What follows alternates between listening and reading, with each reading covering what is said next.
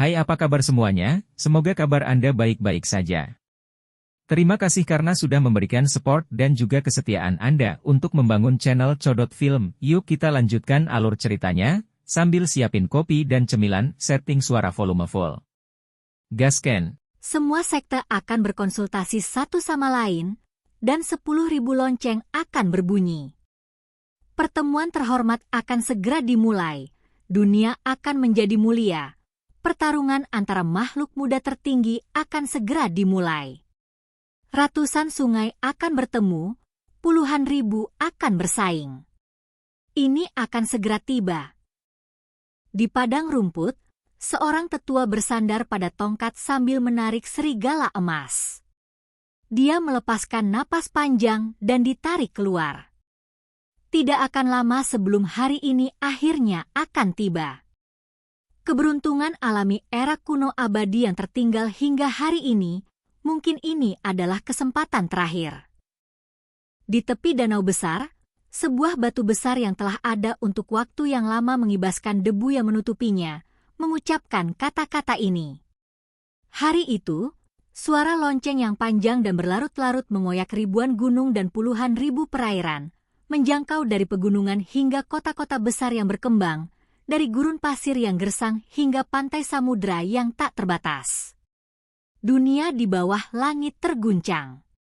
Banyak orang tahu bahwa pertempuran jenius alam yang lebih tinggi akan segera dimulai. Waktu kemuliaan besar akan segera turun. Ini adalah hasil dari puluhan ribu sekte yang saling bercakap-cakap, pertemuan terbesar sekte-sekte besar. Mereka semua berpartisipasi dalam masalah ini, dan lonceng besar sekte mereka berbunyi. Itu sama dengan memberitahu seluruh dunia. Sejak hari itu, semua orang bisa mulai menantikan kompetisi yang hebat. Lonceng dao panjang dan ditarik keluar saat mereka bergema di langit dan bumi, mengingatkan para jenius dalam isolasi bahwa mereka perlu membuat persiapan. Mereka tidak bisa melewatkan pertempuran dan kesempatan besar ini yang sedang diawasi oleh seluruh dunia. Akademi Dewi secara alami juga ramai dengan aktivitas. Banyak orang berteriak ketakutan, dan suara diskusi terdengar di mana-mana. Kamu harus kembali. Jika ada sesuatu, aku akan mencarimu. Si Hao berkata, dan kemudian dia tidak masuk akademi. Kalau tidak, dia mungkin dikelilingi dari semua sisi. Saat Yu Chen melirik ke belakang, kecantikannya tak tertandingi. Dia kembali menjadi King Yi, melambai ke arah Si Hao, dan kemudian memasuki akademi. Keduanya dapat dianggap sama-sama menghadapi cobaan dan kesengsaraan bersama, jadi tidak banyak ucapan terima kasih yang perlu diucapkan di antara mereka. Sejak hari itu, semua makhluk muda tertinggi di bawah langit semuanya mulai membuat persiapan. Jalan di depan pasti akan sulit. Si Hao perlu dengan hati-hati memikirkan bagaimana dia akan menang dalam pertempuran besar itu. Kamu kembali. Dari penampilan Anda yang sedih dan tertekan, Anda pasti gagal. Di luar gerbang gunung, Qi Daolin membuka matanya dan menatapnya. Berhasil, tetapi memberikannya kepada orang lain.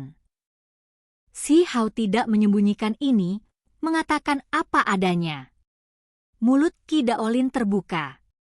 Apa sebenarnya yang dipikirkan anak muda ini? Dia bahkan memberikan api bulan hijau. Apakah ini kemurahan hati yang ekstrim atau kebodohan? Kamu idiot, demi seorang wanita, kamu bahkan menghadiahkan dunia yang mengguncang api kuno. Anda memperlakukannya sebagai apa? Itu adalah salah satu harta terbesar di dunia, yang dikenal sebagai benih abadi. Berapa banyak master sekte telah mencari mereka sepanjang era namun tidak dapat menemukannya? Qi Daolin memukulinya dengan kritik. Si Hao membalas. Siapa saya? Apakah saya perlu mengejar seorang gadis? Begitu pertempuran hebat jenius 3.000 provinsi dimulai, kamu pasti akan sangat menderita. Lupakan, nomor 1, yang disegel di bawah batasan gunung es. Bahkan para jenius muda di dunia saat ini semuanya akan menemukan api berharga yang langka. Ketika mereka masuk, mereka akan menyalakan api ilahi mereka dan menjadi dewa. Bagaimana Anda akan berurusan dengan mereka kalau begitu? Apa yang harus ditakuti? Saya sudah mengatakan bahwa nomor 1 dalam sejarah itu adalah makanan saya. Ketika saatnya tiba, semua gadis akan dibawa kembali untuk menghangatkan tempat tidur. Si Hao membual tanpa malu-malu. Kamu harus menemukan api kuno, atau dengan kata lain, benih abadi. Jika tidak, Anda tidak akan memiliki sedikit pun kesempatan. Anda bahkan tidak akan memasukkan 100 nama teratas.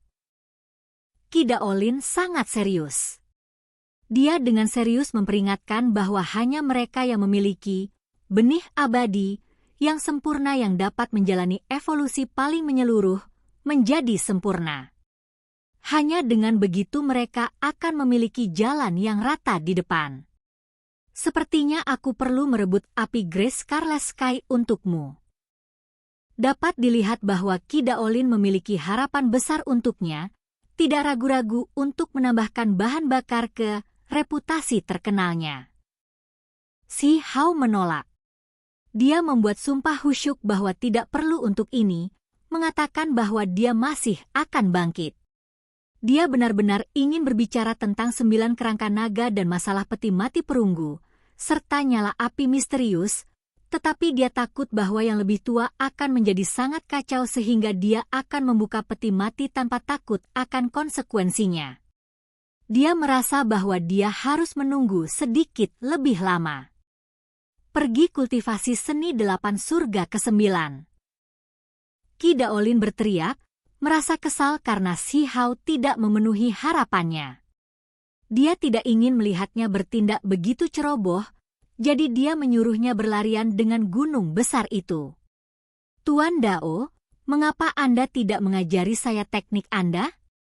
Membawa gunung di punggungku dan berlari sepanjang hari. Ketika orang lain melihat ini, itu terlalu memalukan. Si Hao menggerutu, merasa sangat tidak puas. Kamu belum memenuhi persyaratan. Hanya ketika daging, teks tulang, dan roh Anda semua menjadi satu tanpa perbedaan antara itu akan cukup. Qi Daolin berbicara dengan wajah tertunduk, dan kemudian dia menerbangkan Si Hao. Dia juga meraih gunung besar dengan satu gerakan, melemparkannya ke punggungnya. Hong Long. Bumi berguncang dan gunung-gunung berguncang. Si Hao pergi ke kejauhan dengan gunung besar di punggungnya. Meskipun dia sangat tidak puas, dia tidak bisa membantah tetua ini di depan wajahnya. Dia benar-benar takut orang tua yang terkenal ini akan menendangnya keluar karena suasana hati yang buruk. Lonceng besar sekte di seluruh 3.000 provinsi terdengar. Mulai hari ini, semua jenius akan bergerak untuk persiapan bergabung dalam pertempuran besar. Selama hari-hari terakhir persiapan ini, beberapa orang duduk dengan tenang dalam meditasi, beberapa artefak berharga yang disempurnakan, sementara yang lain keluar dari isolasi untuk bertukar petunjuk dengan orang lain, menggunakan ini untuk menyesuaikan energi vital mereka sendiri. Akademi Dewi sangat dikenal, tempat yang hampir semua orang di alam yang lebih tinggi tahu.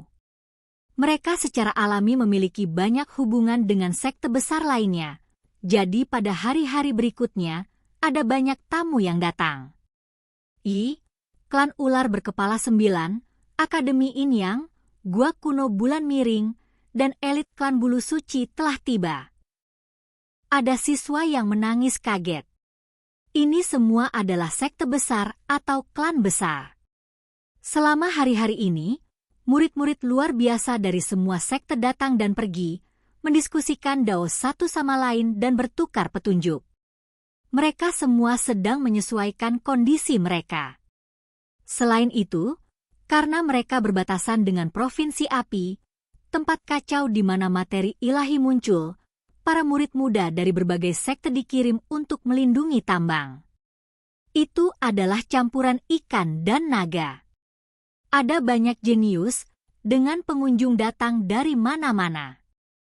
Kalian semua tidak tahu ini, tetapi akademi mungkin memiliki klan kaisar yang akan datang berkunjung, ingin melihat ukiran keabadian manusia kita. Mereka membawa serta buku-buku tulang dengan nilai yang sama mengejutkannya sebagai gantinya. Semua orang menghirup udara dingin, merasa bahwa badai besar akan segera tiba. Para jenius dari sekte di bawah langit semuanya pindah. Badai besar mengamuk, dan mereka semua bersiap untuk berperang. Orang bisa membayangkan betapa tidak biasa pertemuan itu segera setelah itu. Pertempuran besar akan terus berlanjut tanpa akhir. Itu pasti akan menjadi peristiwa yang mengejutkan dunia.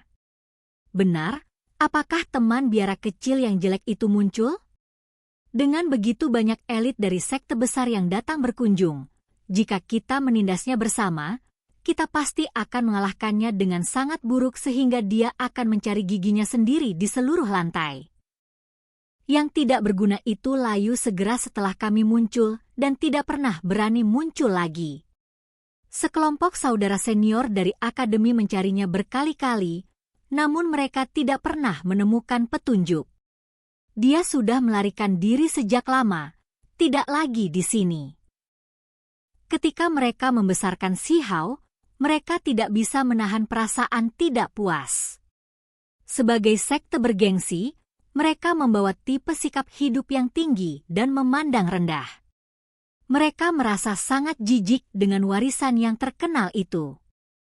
Tentu saja, orang-orang ini masih menahan rasa takut di hati mereka, karena meskipun nama tempat itu tidak bagus, orang-orang yang keluar dari sana sangat tidak biasa.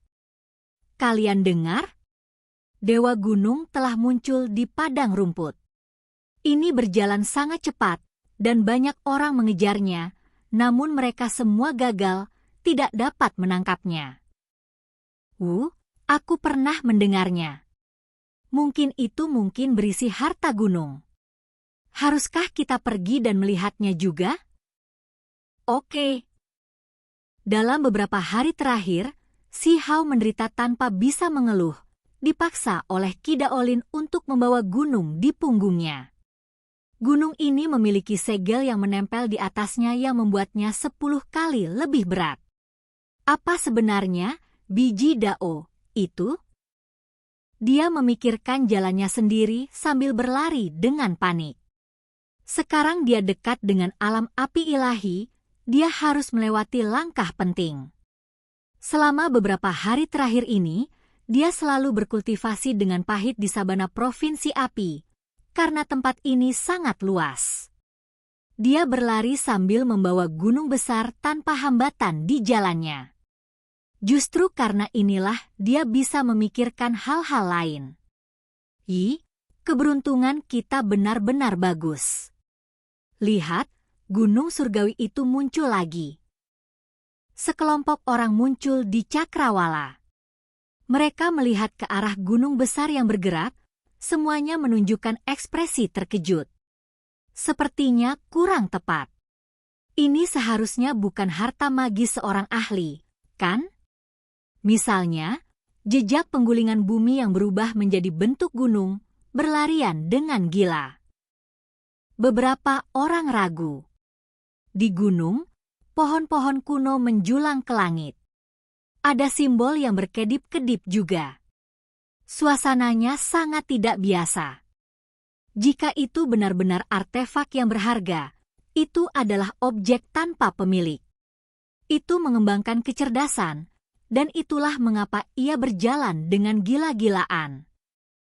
Semua orang mendiskusikan ini di antara mereka sendiri saat mereka dengan cepat mengejarnya. Mereka akan mengamatinya lebih detail, karena banyak dari mereka yang penasaran. Itu akan mengamuk, akan menabrak punggungan gunung. Tepat pada saat ini, seseorang berteriak ketakutan. Ada gunung di sabana juga, misalnya, ada punggungan gunung di depan mereka. Puncak yang sangat besar itu masih berjalan dengan gila-gilaan, menghancurkan jalannya. Pada kenyataannya, Si Hao menjadi terganggu. Dia berpikir tentang bagaimana menanam daonya, bagaimana dia akan bangkit ketika mencapai keilahian dan melangkah ke jalannya sendiri. Hasil dari ini adalah dia menabrak punggungan gunung di depannya sambil membawa gunung yang sangat besar.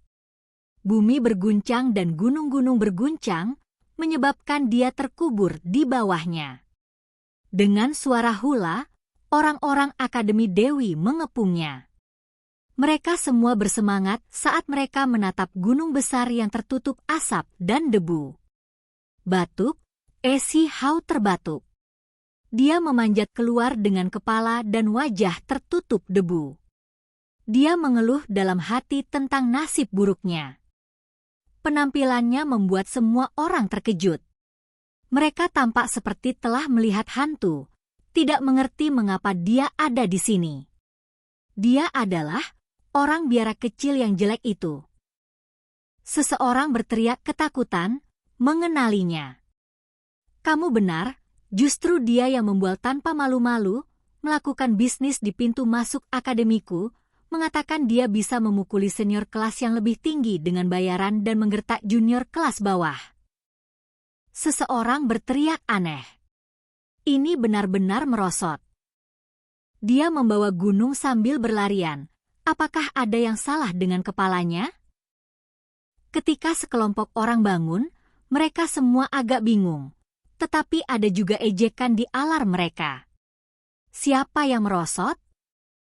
Si Hao kesal sejak awal karena dipaksa untuk membawa gunung.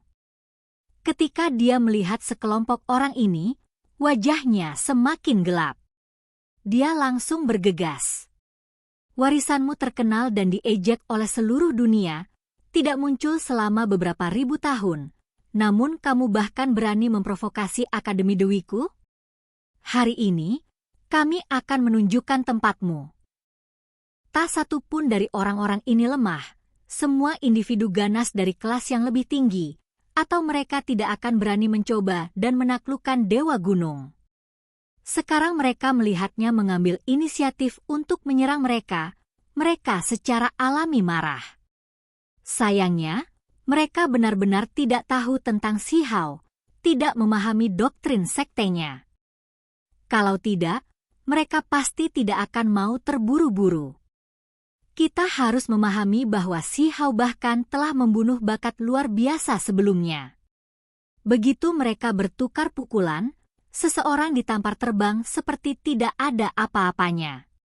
Seluruh tubuhnya tertutup retakan dan berlumuran darah. Untungnya, Si Hao masih tidak mengambil nyawanya. Hasil ini membuat ekspresi semua orang berubah. Mereka berkerumun, semua artefak berharga mereka bersinar. Teks tulang muncul dalam jumlah besar. Apa yang membuat mereka takut adalah bahwa orang ini terlalu menakutkan. Dia mematahkan artefak tulang mereka dengan tangan kosong.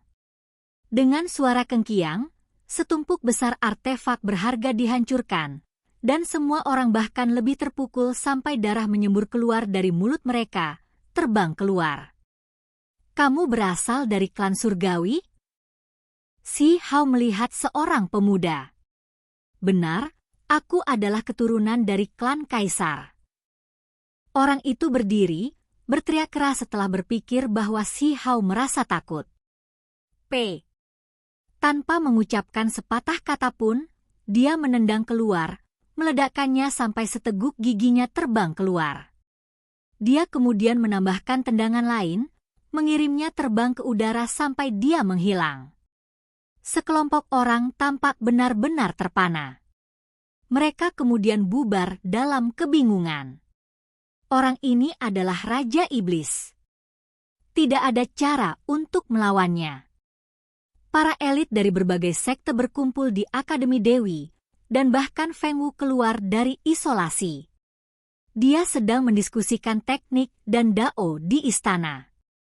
Yang ini seharusnya saudara Kunmo, salah satu dari 6 pahlawan klan surgawi? Seseorang berbicara, dengan sopan menangkupkan tinju ke arah individu ini. Orang-orang di dekatnya semua terkejut. Bahkan ada orang-orang dari klan surgawi yang datang untuk memberi penghormatan. Itu benar-benar sibuk dengan aktivitas. Aku tidak pantas menerima pujianmu, kata Kun Mo dengan rendah hati. Pada kenyataannya, dia tidak lagi berada dalam 6 pahlawan karena masalah batu mandat surga. Sekarang Yun 11 dan yang lainnya sedang dibangkitkan, dia diperas. Saya mendengar bahwa beberapa perubahan terjadi pada klan surgawi belum lama ini, dan banyak raksasa datang. Apakah ada acara seperti itu? Seseorang bertanya. Di sana ada. Kun Mo mengangguk, tetapi dia tidak mau berbicara terlalu banyak. Itu karena masalah saat itu berantakan dan rumit. Sulit untuk mengatakannya dengan jelas. Rumor mengatakan bahwa Raja Iblis Muda Huang menimbulkan kekacauan di sana. Saya ingin tahu apakah itu benar atau salah. Ketika kata-kata ini diucapkan, semua orang menunjukkan ekspresi terkejut. Mereka semua menatap karena tertarik. Benar, dia telah muncul. Hanya saja, dia tidak sesuai dengan reputasinya, hanya generasi muda yang tidak berarti sama sekali. Jika bukan karena seseorang yang memohon keringanan hukuman, pahlawan klan saya akan langsung membunuhnya, kata Mo Kun. Itu tidak mungkin. Nama Huang mengguncang puluhan provinsi, seorang pahlawan muda yang sangat menakutkan. Di Origin Sky Secret Realm, dia bertarung melawan para ahli dari semua tempat yang berbeda dan memiliki reputasi yang terkenal. Bagaimana dia bisa begitu tidak sedap dipandang? Seseorang menjadi ragu. Itu hanya membual orang lain dengan sengaja. Apa yang dia lakukan? Jika Anda semua benar-benar bertemu dengannya, Anda akan mengerti jika Anda hanya melawannya. Itu hanya beberapa sekte besar yang menambahkan bahan bakar ke api, dengan sengaja menciptakan reputasi iblisnya. Dia didisiplinkan oleh sekte saya, sampai dia benar-benar patuh dan tunduk. Kun Mo berkata dengan dingin. Semua orang menjadi terkejut, tidak terlalu percaya ini. Itu karena mereka mendengar beberapa rumor rahasia. Saya mendengar bahwa klan surgawi bernafsu terhadap tekniknya yang berharga dan sebagai hasilnya menggigit tangan yang memberi mereka makan. Tepat pada saat ini, King Yi berbicara.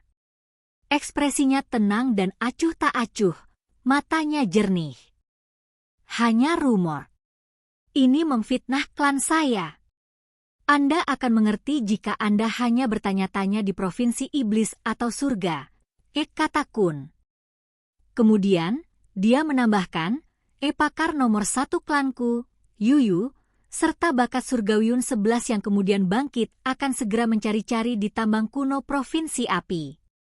Jika Anda semua tidak percaya kepada saya, Anda dapat bertanya kepada mereka. Kenyataannya, klan surgawi sangat tidak terhormat. Kun Mo tidak ingin berbicara terlalu banyak tentang masalah ini, dan karena itu mengubah topik pembicaraan. Apakah begitu? Lalu aku menantikannya. King Yi berbicara, atau dengan kata lain, Yu Chen melakukannya.